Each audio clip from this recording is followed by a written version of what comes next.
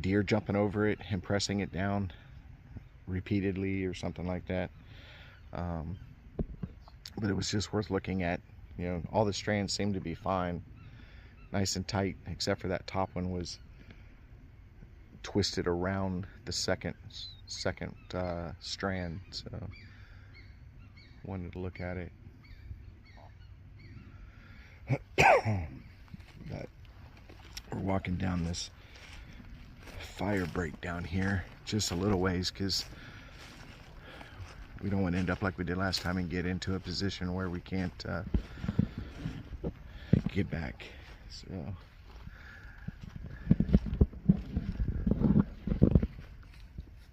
just heard something over there.